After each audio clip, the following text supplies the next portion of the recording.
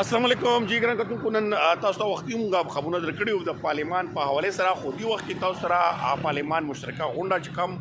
هر کال د کیږي د پارلیمان زموږ نظامی کم هغوی د دې لپاره یو دا ډېر اهم هغوی ولې چې دي کې ټول ډیپلوماټ لکه سفارتکارو موجود وي او ډېر غټې سطح باندې د هغوی خو دی وخت کې موږ سره شهین اجي تاسو ګورئ او فوزیه خان د افغان کډوالو د لپاره جدوجہد کې او د مشري کې د ډېر لوی کردار دی. نن تاسو ګورئ چې پارلیمان کې ډیر سخت سکیورټي وا او پارلیمان ته دننه تلل چې کوم ډیر زیات ناممکن او خدا غړو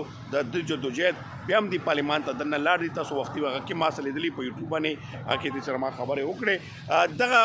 غړو چې کوم نن بیانیه چې کوم وا هغه یقینا دغه ځکه یو پیغام رسولو د پارلیمان هغه غړو ته چې کوم پښتنه غړي دي چې هغه په پارلیمان کې خبرې کوي چې هغه د پاره چې دا کې आवाज اوچت کی او تاسو ته ما یو خبره کړم د سبا په دی باندې غونډه مرول شي دا داسې نشي کېدی چې لکه دلته سالويخ تو 500 کالونه کم کاروبار دی یا دوه لپاره یو کړی شوی एकदम سره د دې ختماو کی او एकदम سره دی وزي د دې په پاکستان ته ډېر زیات نقصان وي دا څوک مني او کنه مني دا پاکستان ته ډېر غټ نقصان وي. بل طرف ته سوشل میډیا کسانو ته هم خواس کو چې کوم څنګه پنجاب سایډ دی نور سایډ دی एकदम تاسو افغانان دښمنان وګڼل एकदम تاسو دا ایشوز حکومت دومره غټه هایلایټ کا نو په دغه شانتي نه د پکار چې کوم پاکستان کې افغانان د سټیزن کارت یا شل کا مخته خلک دي پاکستان سره په هر میدان کې ولاړ دي دا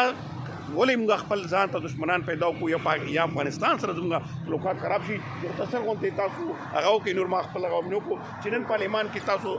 لاړل تاسو ډېر غټ کردار ادا بالکل کوم چې موږ د خپل د افغان د مجبورو مشکلاتو دونه مجبوره کو چې نن د پارلیمان د غړو سره نن موږ خبرې وکړې د خپل مشکلات چې کوم چې د افغانو مشکلات دي دا کوم د 31 مارچ ورکړې دي د دې د افغان د ماجورونو د مشکلات باندې بعضی سیاسي خلک خبر کړل او دستانه ډیره مرینا شپاک سیف چې زمونږ आवाज پرې الله تعالی دې نور می عزت درکړي چې تاسو موږ نه دنه پښتنې وکړل او بار دې هم الله دې خیر ورکړي. مننه کول ودان شپاک سر تاسو بیا سم وخت راکړ د کسان ستاسو افکار د انګامي سختیال د دې کې خامخا आवाज چتول په کار دي ګرځ پښتنونو زخواست کوم سمره زموږ سیاسي ورونه دي پېښور پارلیمنت کې دي په سند پارلیمنت کې دي کراچي پارلیمنت کې هغه کې اسمبلیانو کې پر اسمبلی کې دوی دي پښتانه زموږ سیاسي ګډونوال هغوی د باید اواز اوچت کړي د پښتنو لپاره زموږ نه څومره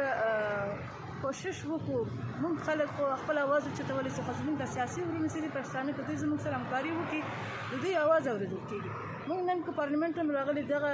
خپل یو پیغام هم رسولی دی د افغان مهاجرینو د ترجمان په حیثیت کې زه دلته نن راغلی یم. زه یقین وکړم چې په دې رمضان مبارک زه الفاظ نه شم چې څومره تکنیکناکه او دردناکه واقعه ده چې افغانان هر ورځ نیول کېږي په جینونو کې